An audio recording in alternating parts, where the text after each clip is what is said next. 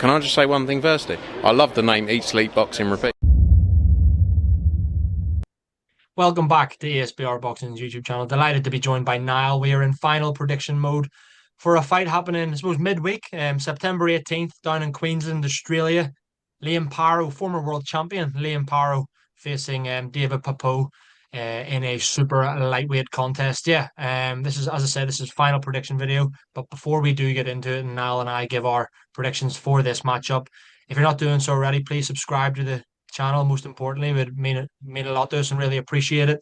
So yeah, all of your boxing needs are under one roof. We've got loads of videos coming your way on almost a daily basis, whether that's videos like this for final predictions or whether it's previews, reviews, interviews with fighters, big fight breakdowns, betting tips, you name it, we've got it on the channel. So please do check it out. Hit that subscribe button. So yeah, now as I said, we're here. Paro Papo. Easy for me to say. It's a bit of alliteration there. So yeah. What is your prediction for this fight? As I said, down in the super lightweight division. How do you see this one playing out in Queensland on Thursday? Yeah, I'm looking forward to it. I've always been a big fan of Liam Paro. I like Paro. I think he's an exciting fighter. Strong, can punch as well when needed to. I think he gets it done here. I'm going for a late stoppage. David Papo, he's unbeaten. I think he has one draw under if I kind of remember that correctly. But you look at his record, he's beaten nobody really of note. Liam Paro has beaten the likes of Subriel Matthias. He shared a ring with Richardson Hitchens. Just levels above. From what I've seen of Depo, he's a decent fighter. Real kind of on his toes style. Quick hands down, a lot of kind of reflexive based head movement style. But I think Paro will catch him with something because Papo can punch. He's five knockouts, I believe, and 30 wins. So he's not a big puncher whatsoever compared to. I think Paro will catch him. I think Papo might outbox him early, but I think Liam Paro will be too strong for him in the end, kind of from the second half onwards. So I'm going for a stoppage. I'll say Liam Paro round 10 stoppage for me. I just think, yeah, Papo just doesn't have the firepower to off him for the distance, to be honest with you. Yeah, interesting take, mate. You made a lot of good points there, I think. I start by saying I agree with you. I'm going with Liam Paro here too. I think, to be honest, the vast majority of people watching this will be going siding with Liam Paro unless you're David Papo's friends and family. I can't say, not going to sit here and say I've watched every single one of his 30 odd fights, Papo, but as you said, on the surface, doesn't look like a puncher. Looks like he can box a little bit, but it's exactly what you said, and I'm just going to reiterate the point you made there now. It's the level of opposition. You look at who Liam Paro's been in with, particularly lately. I think he was an underdog against Subriel Matias that time, won the world title. Some fantastic performance. Got beat by Richardson Hitchens, yes, but I mean, I think was it a split or it was close enough anyway. Made it was a close enough fight. It wasn't like he lost a landslide there.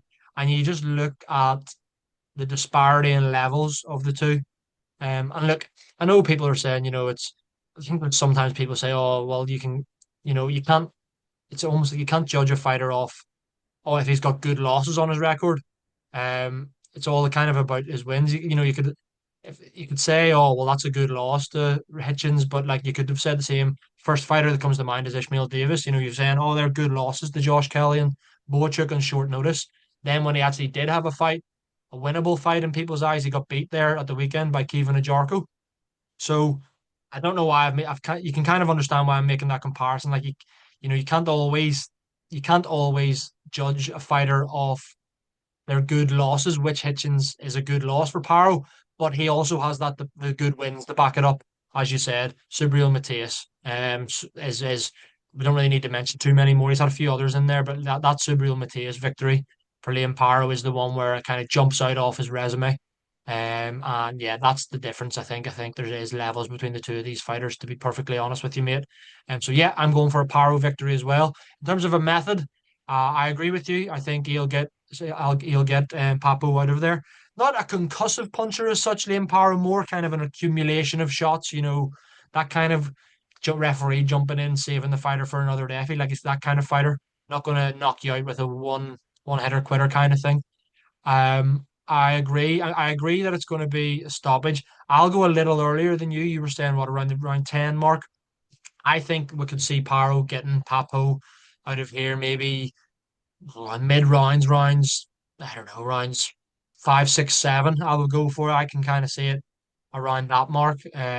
Could be totally wrong, but yeah, that's ultimately where I see Liam Paro getting this fight won. So yeah, we're both going with Liam Paro. That is our final prediction. But just before we round off now, as we like to, I know he needs to get through David Papo first and foremost, but say he does, say both of our predictions are correct and he gets the stoppage in the second half of the fight, whatever it is, looks decent enough doing so. What do you want to see Liam Paro do next? Do you believe that he's still one of the best in the division and could perhaps become a two-time world champion? Are there names out there that you think, oh, I want to see him fight those names? What do you want to see Liam Paro doing going forward, whether that be at the end of 2025 or into 2026? Yeah, it's an interesting one. I think, first of all, I think if he was to win this, he would deserve a world title shot. He would have back-to-back wins since the Hitchens loss. I don't know. I think this might be an IBF eliminator, if I'm not mistaken. I'm not 100% sure on that, but like he's not far off being, you know, a world champion again. Like you mentioned the Subriel Matthias win. Look at Matthias. Matthias is a world champion now again. So he's already beaten a world champion in the division. He's been world champion. The Hitchens fight was close, as you mentioned, although, it was the right winner there, obviously. Yeah. Would I want to see the Hitchens fight again? Probably not. I'd rather see kind of other fights for Richardson Hitchens. I think he's a big talent, but I would like to see him get another shot. Maybe at the winner, of course, Subriel Matthias has Dalton Smith coming up.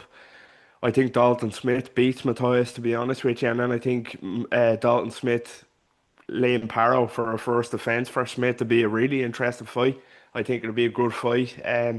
It looks like Teofimo Lopez might be fighting Shakur Stevenson, so that's that tied up that avenue. But yeah, I think the winner of Matthias and Smith, whoever it may be, as I say, he's beaten Matthias before, so the story is there. The narrative is there for that fight to happen, and then Dalton Smith, I think it'll be a tough but winnable fight for Smith or Paro. But another fight that kind of sprang to mind. I don't know if what's happening with George Kambosos. George Kambosos could be an option while he waits for a world title fight. Liam Paro, big Australian fight. Kambosos passed his best, but can he prove, that Paro isn't ready to get back to that step? Yeah, who knows? So that'll be another interesting one. But yeah, world title fight for me next. Possibly the WBC route will be my favorite option. Yeah, so that Cambosis one, I'm glad you mentioned that. That would be good. I mean, again, like we're not experts in Australian boxing by any stretch, but that'd be a huge domestic fight over there. I think, yeah, I would actually favour Paro to win that now, just based off the recent George Cambosis performances. And yeah, winner of Matthias and Smith. If it is Matthias who beats Smith, as you said, narrative there, and you would maybe hazard a guess that Matthias would be like, do you know what? He beat me, that Liam Paro. I want to get one back on him. So he could, he'd be fancy it, and then obviously Liam Paro would be like, well, I've already beaten him, so I can do it again. He'd fancy it, as you said. Dalton Smith, potentially a good first defense against Liam Paro if he was to win. Why not? But as you said, it depends, I suppose, on the governing bodies and whether this is down the IBF route, whether it goes somewhere else or what have you, remains to be seen. So yeah, well, time will tell what happens with Liam Paro next. But first and foremost, he does have to, of course, get through David Papo in Queensland on Thursday, September 18th. So yeah, that was Niall and I's final predictions. Guys, let us know in the comments what your thoughts are on this matchup, how it plays out, whether Paro wins or whether Papo pulls off the upset. As always, hit the like on the video too. We'd really appreciate it, as well as subscribing to the YouTube channel and checking us out on social media at ESBR Boxing. Niall, pleasure as always, mate. I'll speak to you again soon. Cheers. Take care.